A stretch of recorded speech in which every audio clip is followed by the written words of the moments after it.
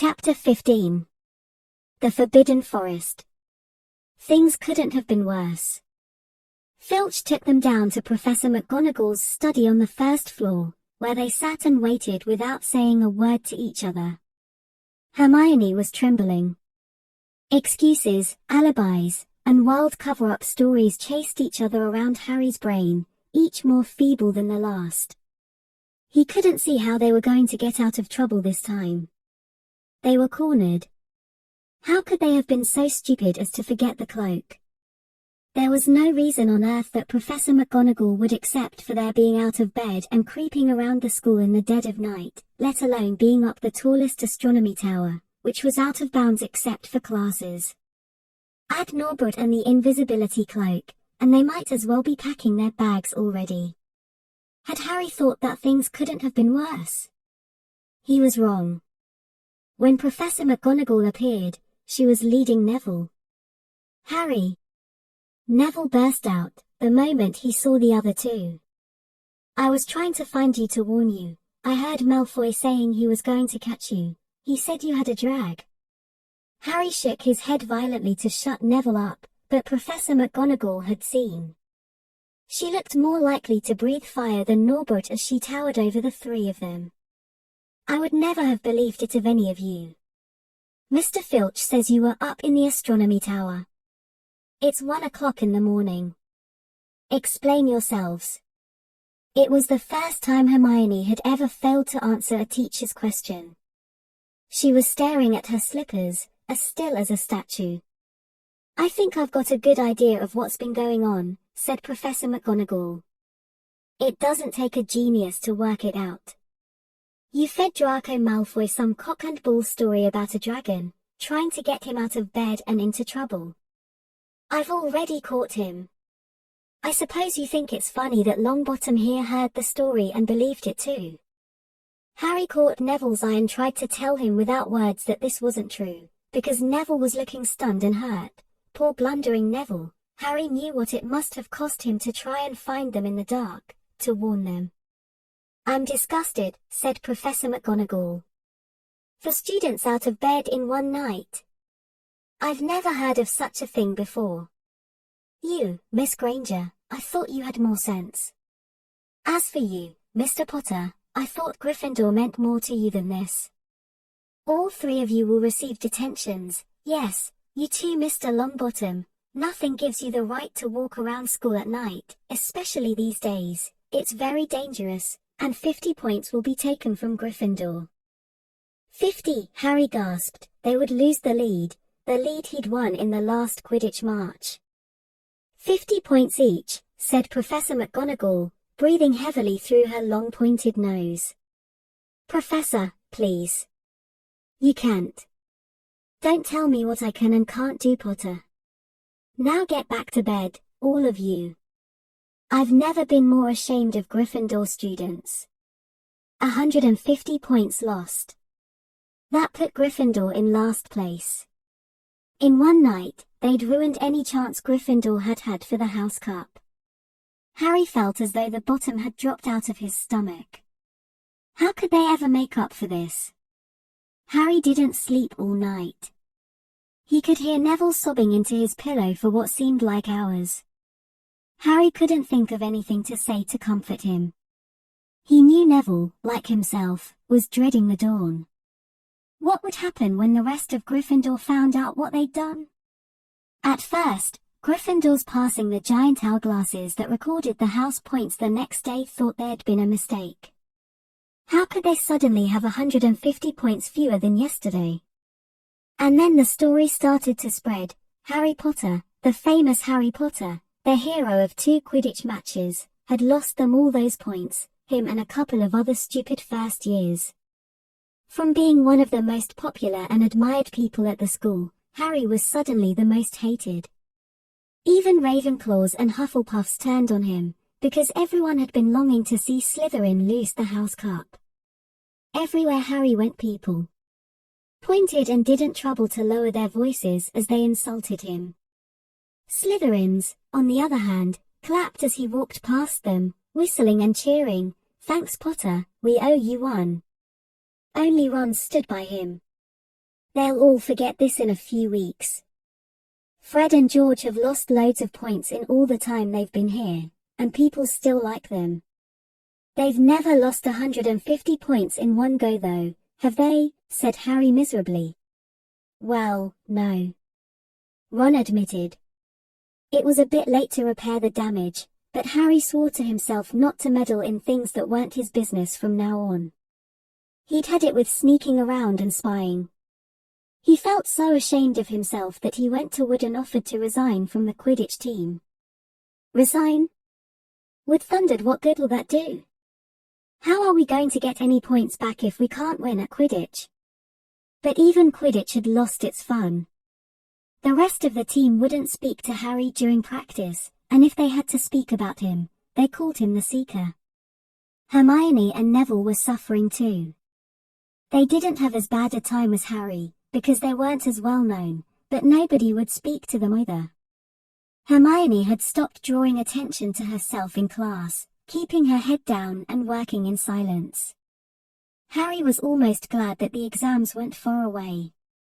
All the studying he had to do kept his mind off his misery. Ron and Hermione kept to themselves, working late into the night, trying to remember the ingredients in complicated potions, learn charms and spells by heart, memorize the dates of magical discoveries and goblin rebellions. Then about a week before the exams were due to start, Harry's new resolution not to interfere in anything that didn't concern him was put to an unexpected test. Walking back from the library on his own one afternoon, he heard somebody whimpering from a classroom up ahead. As he drew closer, he heard Quirrell's voice. No, not again, please. It sounded as though someone was threatening him. Harry moved closer. All right, he heard Quirrell sob.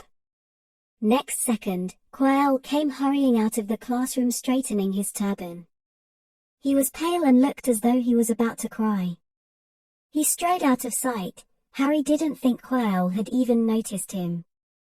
He waited until Quirrell's footsteps had disappeared, then peered into the classroom. It was empty, but a door stood ajar at the other end. Harry was halfway toward it before he remembered what he'd promised himself about not meddling. All the same, he'd have gambled 12 sorcerer's stones that Snape had just left the room, and from what Harry had just heard, Snape would be walking with a new spring in his step. Quirrell seemed to have given in at last.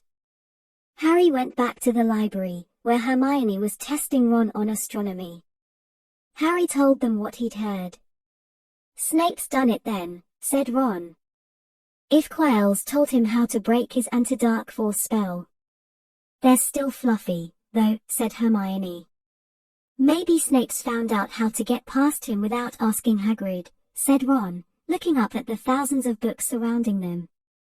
I bet there's a book somewhere in here telling you how to get past a giant three-headed dog. So what do we do, Harry? The light of adventure was kindling again in Ron's eyes, but Hermione answered before Harry could. Go to Dumbledore. That's what we should have done ages ago. If we try anything ourselves, we'll be thrown out for sure. But we've got no proof, said Harry. Quirrell's too scared to back us up. Snape's only got to say he doesn't know how the troll got in at Halloween and that he was nowhere near the 3rd floor. Who do you think they'll believe, him or us? It's not exactly a secret we hate him. Dumbledore think we made it up to get him sacked. Filch wouldn't help us if his life depended on it. He's too friendly with Snape, and the more students get thrown out, the better, he'll think.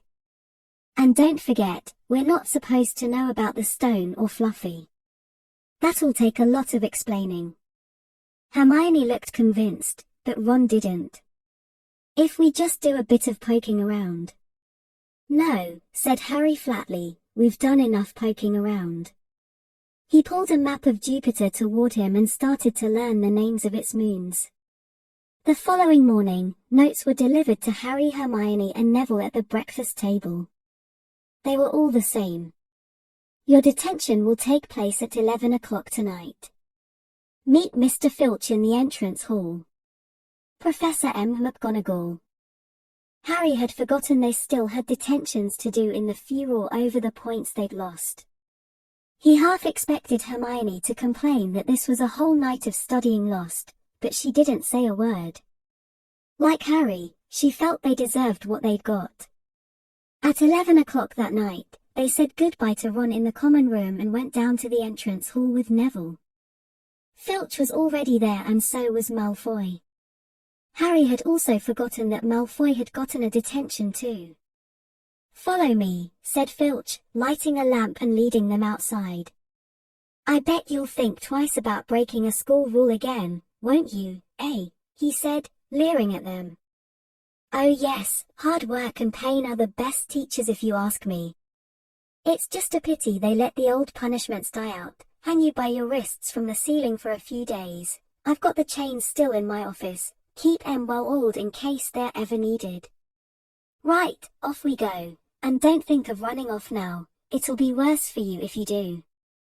They marched off across the dark grounds. Neville kept sniffing. Harry wondered what their punishment was going to be.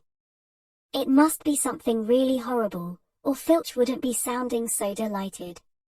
The moon was bright, but clouds scudding across it kept throwing them into darkness. Ahead, Harry could see the lighted windows of Hagrid's hut. Then they heard a distant shout. "Is that you, Filch? Hurry up, I want to get started."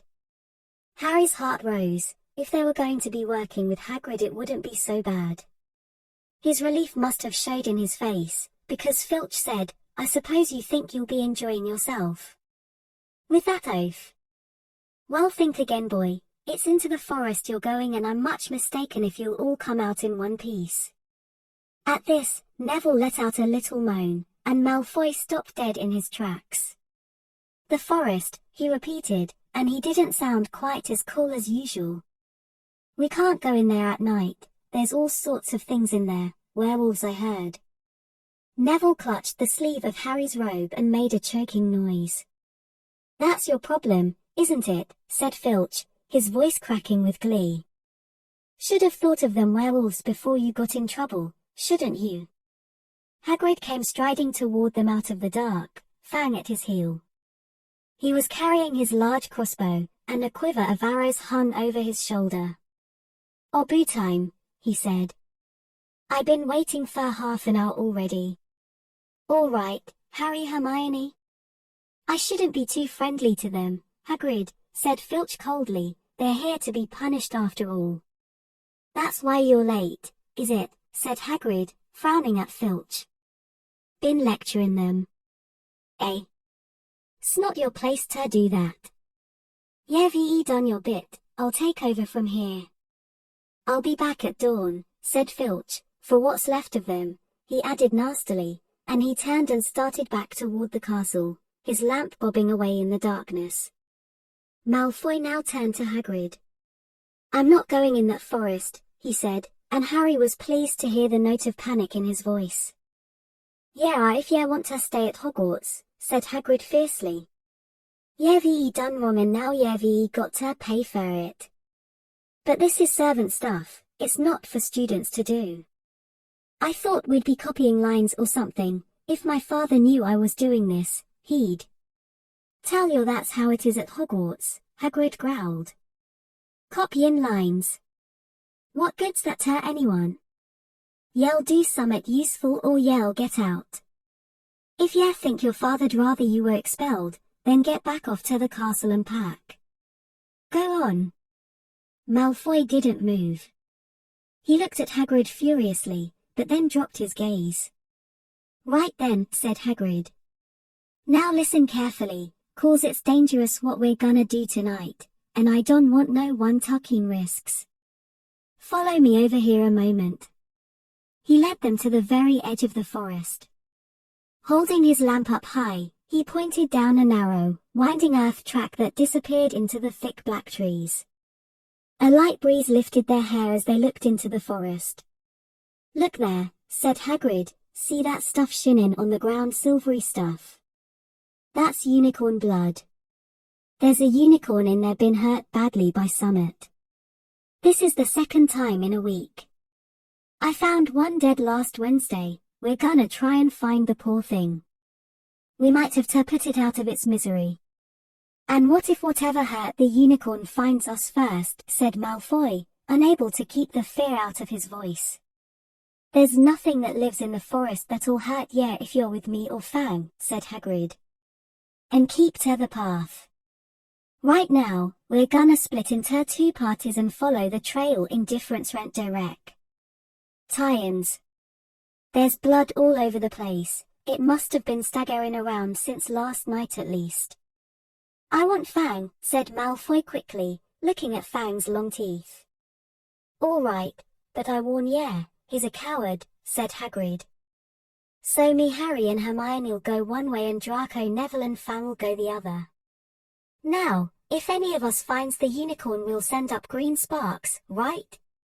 Get your wands out and practice now, that's it, and if anyone gets in trouble, send up red sparks, and we'll all come and find ya, so, be careful, let's go. The forest was black and silent. A little way into it, they reached a fork in the earth path, and Harry, Hermione, and Hagrid took the left path while Malfoy, Neville, and Fang took the right. They walked in silence, their eyes on the ground. Every now and then a ray of moonlight through the branches above lit a spot of silver-blue blood on the fallen leaves. Harry saw that Hagrid looked very worried. Could a werewolf be killing the unicorns? Harry asked. Not fast enough, said Hagrid. It's not easy to catch a unicorn, they're powerful magic creatures. I never knew one to be hurt before. They walked past a mossy tree stump. Harry could hear running water. There must be a stream somewhere close by. There were still spots of unicorn blood here and there along the winding path. You all right, Hermione? Hagrid whispered.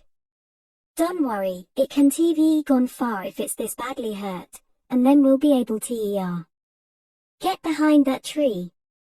Hagrid seized Harry and Hermione and hoisted them off the path behind a towering oak. He pulled out an arrow and fitted it into his crossbow, raising it, ready to fire. The 3 of them listened. Something was slithering over dead leaves nearby. It sounded like a cloak trailing along the ground. Hagrid was squinting up the dark path, but after a few seconds, the sound faded away. I knew it, he murmured. There's something in here that shouldn't be. A werewolf, Harry suggested. That wasn't no werewolf and it wasn't no unicorn, neither, said Hagrid grimly. Right, follow me, but careful now. They walked more slowly, ears straining for the faintest sound. Suddenly, in a clearing ahead, something definitely moved. Who's there? Hagrid called. Show yourself, I'm armed. And into the clearing came, was it a man, or a horse? To the waist, a man, with red hair and beard, but below that was a horse's gleaming chestnut body with a long reddish tail. Harry and Hermione's jaws dropped. Oh, it's you, Ronan, said Hagrid in relief. How are ya? He walked forward and shook the centaur's hand. Good evening to you, Hagrid, said Ronan. He had a deep, sorrowful voice. Were you going to shoot me? Can't be too careful, Ronan, said Hagrid, parting his crossbow. There's somewhat bad loose in this forest. This is Harry Potter and Hermione Granger, by the way. Students up at the school. And this is Ronan, you too. He's a centaur. We'd noticed, said Hermione faintly. Good evening, said Ronan. Student, are you? And do you learn much up at the school? A bit, said Hermione timidly. A bit.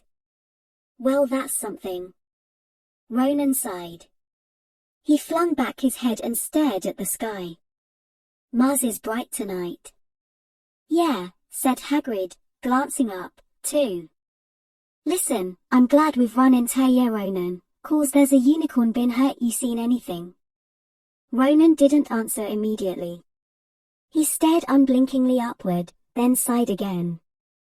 Always the innocent are the first victims, he said. So it has been for ages past, so it is now. Yeah, said Hagrid, but have ye seen anything, Ronan? Anything unusual? Mars is bright tonight, Ronan repeated, while Hagrid watched him impatiently. Unusually bright. Yeah, but I was meaning anything unusual a bit nearer home, said Hagrid. So ye haven't noticed anything strange? Yet again, Ronan took a while to answer. At last, he said, the forest hides many secrets. A movement in the trees behind Ronan made Hagrid raise his bow again, but it was only a second centaur, black-haired and bodied and wilder-looking than Ronan. Hello, Bane, said Hagrid. All right? Good evening, Hagrid, I hope you are well. Well enough. Look. I've just been asking Ronan, you seen anything odd in here lately? There's a unicorn been injured, would ye know anything about it? Bane walked over to stand next to Ronan. He looked skyward. Mars is bright tonight, he said simply. We've heard, said Hagrid grumpily. Well, if either of you do see anything, let me know, won't ye? We'll be off then. Harry and Hermione followed him out of the clearing, staring over their shoulders at Ronan and Bane until the trees blocked their view. Never, said Hagrid irritably, try and get a straight answer out of a centaur. Ruddy stargazers. Not interested in anything closer than the moon. Are there many of them in here? Asked Hermione. Oh, a fair few. Keep themselves to themselves mostly, but they're good enough about turning up if ever I want a word. They're deep-mind centaurs, they know things, just don't let on much. Do you think that was a centaur we heard earlier? Said Harry. Did that sound like hoofs to you? Nah, if ye ask me, that was what's been killing the unicorns, never heard anything like it before. They walked on through the dense, dark trees. Harry kept looking nervously over his shoulder. He had the nasty feeling they were being watched. He was very glad they had Hagrid and his crossbow with them. They had just passed a bend in the path when Hermione grabbed Hagrid's arm. Hagrid! Look! Red sparks, the others are in trouble. You two wait here. Hagrid shouted. Stay on the path, I'll come back for ye. They heard him crashing away through the undergrowth and stood looking at each other, very scared, until they couldn't hear anything but the rustling of leaves around them. You don't think they've been hurt, do you? Whispered Hermione. I don't care if Malfoy has, but if something's got Neville, it's our fault he's here in the first place. The minutes dragged by. Their car seemed sharper than usual. Harry seemed to be picking up every sigh of the wind, every cracking twig. What was going on? Where were the others? At last, a great crunching noise announced Hagrid's return. Malfoy, Neville and Fang were with him. Hagrid was fuming. Malfoy. It seemed had sneaked up behind Neville and grabbed him as a joke. Neville had panicked and sent up the sparks. We'll be lucky to catch anything now, with the racket you two were marking. Right, we're changing groups. Neville, you stay with me and Hermione. Harry, you go with Fang and this idiot. I'm sorry. Hagrid added in a whisper to Harry, but he'll have a harder time frightening you, and we've got to get this done. So Harry set off into the heart of the forest with Malfoy and Fang. They walked for nearly half an hour, deeper and deeper into the forest, until the path became almost impossible to follow because the trees were so thick. Harry thought the blood seemed to be getting thicker. There were splashes on the roots of a tree, as though the poor creature had been thrashing around in pain close by. Harry could see a clearing ahead, through the tangled branches of an ancient oak. Look, he murmured, holding out his arm to stop Malfoy. Something bright white was gleaming on the ground. They inched closer. It was the unicorn all right, and it was dead. Harry had never seen anything so beautiful and sad. Its long slender legs were stuck. out at odd angles where it had fallen, and its manure was spread pale white on the dark leaves. Harry had taken one step toward it when a slithering sound made him freeze where he stood. A bush on the edge of the clearing quivered. Then, out of the shadows, a hooded figure came crawling across the ground like some stalking beast. Harry, Malfoy and Fang stood transfixed. The cloaked figure reached the unicorn, lowered its head over the wound in the animal's side, and began to drink its blood. Ah! Malfoy let out a terrible scream and bolted, so did Fang. The hooded figure raised its head and looked right at Harry. Unicorn blood was dribbling down its front. It got to its feet and came swiftly toward Harry. He couldn't move for fear. Then a pain like he'd never felt before pierced his head. It was as though his scar were on fire. Half blinded, he staggered backward. He heard hoofs behind him, galloping, and something jumped clean over Harry, charging at the figure. The pain in Harry's head was so bad he fell to his knees. It took a minute or two to pass. When he looked up, the figure had gone. A centaur was standing over him, not Ronan or Bane. This one looked younger. He had white blonde hair and a palomino body. "Are you all right?" said the centaur, pulling Harry to his feet. "Yes, thank you. What was that?" The centaur didn't answer. He had astonishingly blue eyes, like pale sapphires. He looked carefully at Harry, his eyes lingering on the scar that stood out livid on Harry's forehead. "You are the Potter boy," he said. "You had better get back to Hagrid. The forest is not safe at this time, especially for you. Can you ride? It will be quicker this way. My name is Firenze," he added, as he lowered himself onto his front legs so that Harry could clamber onto his back. There was suddenly a sound of more galloping from the other side of the clearing. Ronan and Bane came bursting through the trees, their flanks heaving and sweaty. "Firenze," Bane thundered. "What are you doing? You have a human on your back. Have you no shame? Are you a common mule?" "Do you realize who this is?" said Firenze. "This is the Potter boy. The quicker he leaves this forest, the better." "What have you been telling him?" growled Bane.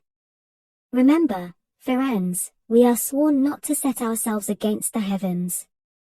Have we not read what is to come in the movements of the planets?" Ronan pawed the ground nervously.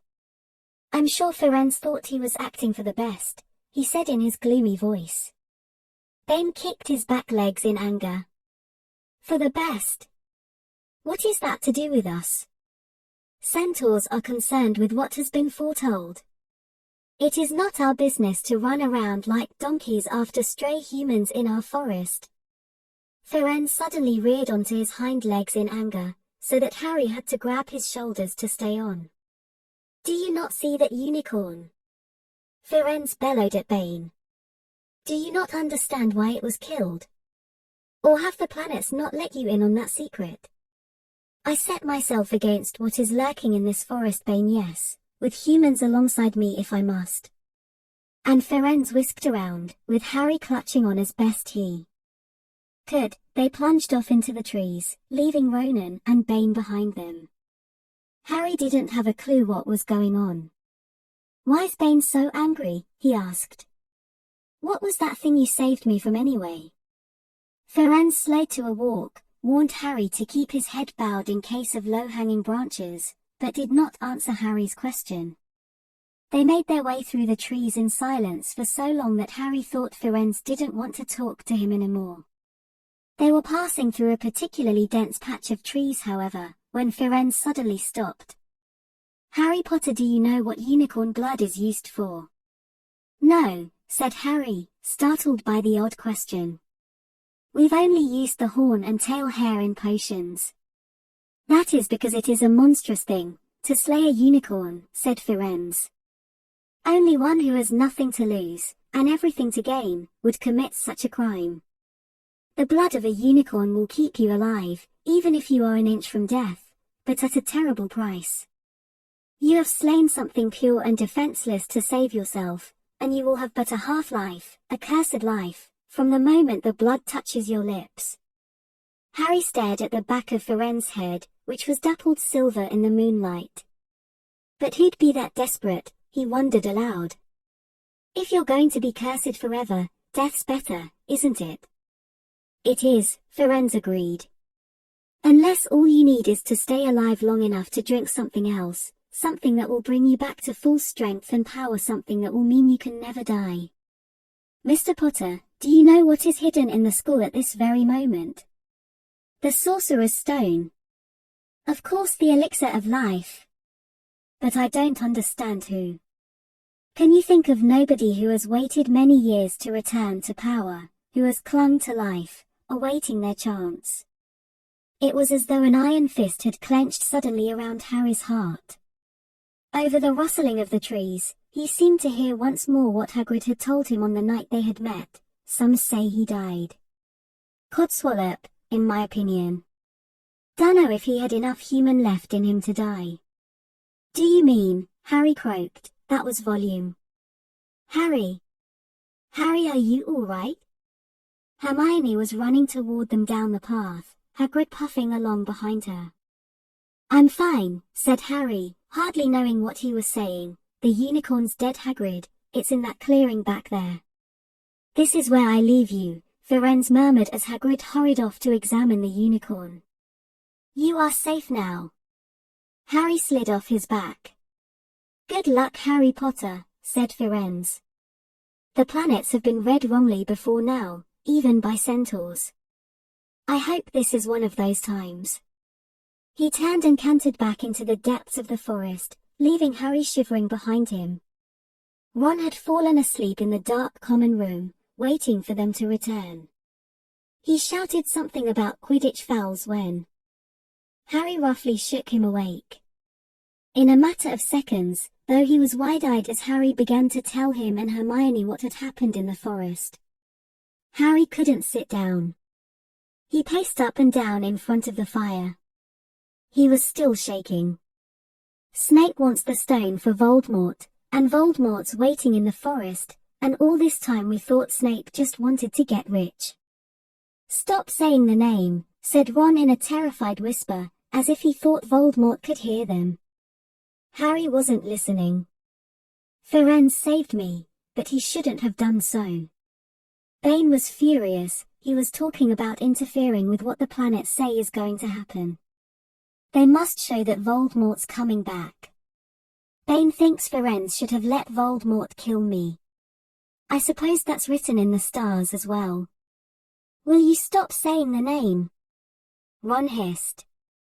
So all I've got to wait for now is Snape to steal the stone, Harry went on feverishly, then Voldemort will be able to come and finish me off. Well, I suppose Bane will be happy. Hermione looked very frightened, but she had a word of comfort. Harry, everyone says Dumbledore's the only one you know who was ever afraid of. With Dumbledore around, you know who won't touch you. Anyway, who says the centaurs are right? It sounds like fortune-telling to me, and Professor McGonagall says that's a very imprecise branch of magic. The sky had turned light before they stopped talking. They went to bed exhausted, their throats sore. But the night's surprises weren't over. When Harry pulled back his sheets, he found his invisibility cloak folded neatly underneath them. There was a note pinned to it. Just in case.